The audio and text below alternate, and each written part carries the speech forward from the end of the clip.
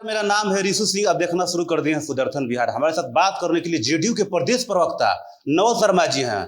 हम बात करेंगे बिहार में अपराध बढ़ गया है। महागठबंधन के लोग एनडीए पर साफ ठिकरा फोड़ रहे हैं। जब आप लोग बोलते थे 2005 से पहले की राज क्या थी, जंगल राज से बोल रहे हैं, लेकिन ये वाली राज क्या है? सर, सबसे पहले मेरे चैनल का स्वागत है। धन्यवाद। महागठबंधन के लोग बोलते हैं कि आप लोग लगाते हैं कि 90 से 2005 तक की जंगल राज था। ये राज क्या है आप लोग की राज?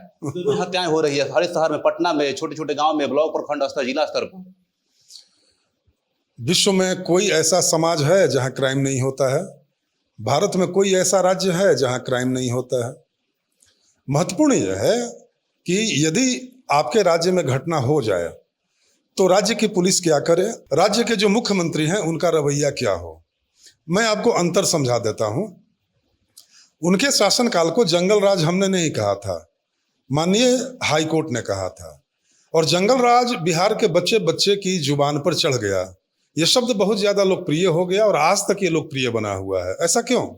ऐसा इसलिए कि 1990 से 2005 के बीच बिहार के लोगों ने जो पीड़ा सही, जो वेदना सही, जो दुख सहा, उसको रिफ्लेक्ट करने के लिए, उसको प्रतिबिंबित करने के लिए जंगल राज से बेहतर कोई शब्द नहीं था। इसीलिए जंगल राज बच्चे बच्चे की जुबान पर चढ़ गया।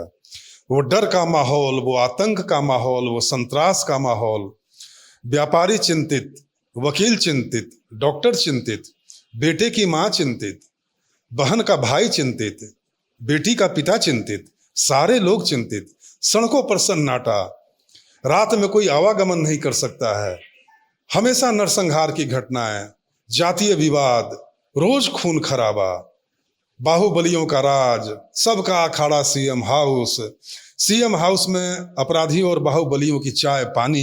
ये वो दौर था जिसको याद करके ही रोंगटे खड़े हो जाते हैं। लेकिन मैं दावे के साथ कह सकता हूं कि ये नीतीश कुमार जी का दौर है, ये नीतीश कुमार जी का बिहार है, जो 2005 के बिहार से बिल्कुल उल्टा है। क्योंकि इस दौर में अपराधियों को न तो संरक्षण मिलता है और न ही जात देखकर न्याय होता है, बल्कि कानून का डंडा सब पर बराबर चलता है। चुनाव के वक्त बिहार में घटनाएं बढ़ जाती हैं। यह भी अपने आप में एक गहन जांच का विषय है। बिहार की जनता जानती है, एक सुनियोजित स्क्रिप्ट का हिस्सा है कि चुनाव के समय ही घटना क्यों बढ़ जाती है। और बिहार के लोग बड़े चालाक हैं, बड़े समझदार हैं। लोग जानते हैं कि कौन सी पार्टी अपराधियों को संरक्षण देने वाली है, किस पार्टी का पूरा व्यापार अपराधियों के सहारे चलता है और किस पार्टी का चरित्र अपराधियों की विरोधी रही है।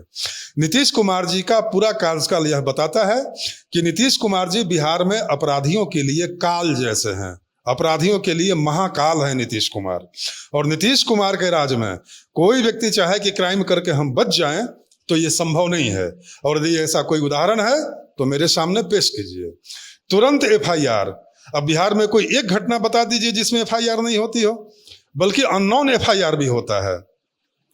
पहले तो एफआईआर भी नहीं होता था, अब एफआईआर भी होता है।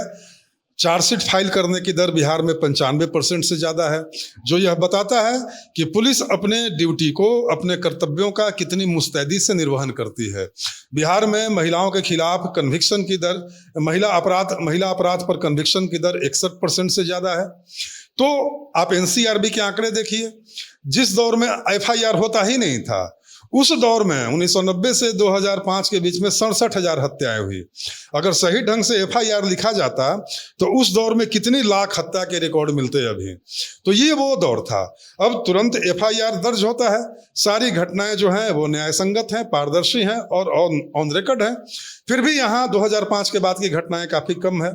दूसरी और महत्वपूर्ण बात यह है कि आप पुलिस की कार्यशैली को देखिए, पुलिस के आधुनिकीकरण को देखिए, पुलिस की फंक्शनिंग को देखिए। आप उनके जमाने के जरा पूछिएगा राजद के नेताओं से कि कभी डायल सेवा 112 के बारे में सुने थे? आपके जमाने के पुलिस भवन, पुलिस का खटारा जीप, ऊँघते हुए सिपाही, खैनी ठोकते हुए सिपाही, यही था आपके जमाने की आदर्श पुलिस व्यवस्था ना। आज देखिए नीतीश कुमार जी की पुलिसिंग को देखिए। बिहार में पुलिस आधुनिकीकरण के लिए अलग से 250 करोड़ के बजट का प्रावधान किया गया है। तो आज बिहार पुलिस की तकनीकी शैली को देखिए, अपराधियों को पकड़ने की बिहार पुलिस की मुस्तैदी देखिए, प्रतिबद्धता देखिए।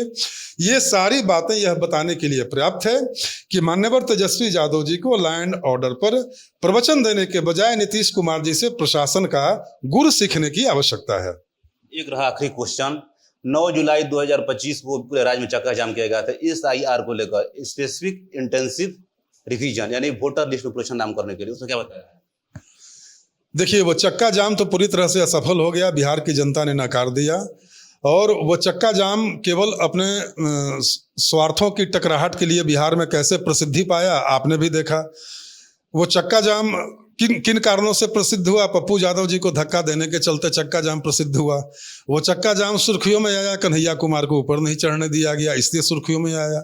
वो चक्का जाम, उस चक्के जाम में कई सारे मासूम बच्चे बिलबिलाते रहे, कई सारे एम्बुलेंस जाम में फंसे रहे। और ऐसा बिहार में पहली बार हुआ। सोचिए जरा कि कई सारी पार्टियां बिहार बंद का आयोजन करती हैं, लेकिन किसी भी पार्टी के बिहार बंद में मिशनरी स्कूल आज तक बंद नहीं हुआ था। और इन लोगों का जब बंद हुआ तो मिशनरी स्कूल इतना डर गए कि उस दिन पूरे स्कूल बंद थे। यह बताने के लिए पर्याप्त है कि राष्ट्रीय जनता दल का खौफ अभी भी लोगों के सिर चढ़कर बोल रहा है। दूसरी बात है कि आपने SIR की बात कही, तो देखिए, हमारी पार्टी इस मान्यता की समर्थक है कि चुनाव आयोग लोकतांत्रिक व्यवस्था के शुद्धिकरण के लिए, वोटर लिस्ट को पारदर्शी बनाने के लिए जो भी कदम उठाएगी, हम उसका पूरी मजबूती से समर्थन करेंगे। दूसरी बात है कि ये लोग वोटर लिस्ट की आड़ में बिहार में जातीय और सांप्रदायिक राजनीति का खेल खेलना चाहते हैं, जिसे बिहार की जनता समझ चुकी है। हमारा कंसर्न यह है कि वोटर लिस्ट में एक भी फर्जी नाम नहीं रहे और एक भी वास्तविक नाम कटे नहीं। और चुनाव आयोग एक संवैधानिक संस्था है, उसे अपने संवैधानिक अधिकारों का पूरा संज्ञान है, मामला अभी सुप्रीम कोर्ट में सब जुडिस है। सुप्रीम कोर्ट सारे तकनीकी पहलुओं को देख रही है और सुप्रीम कोर्ट शीघ्र ही इस पर सुनवाई करेगी।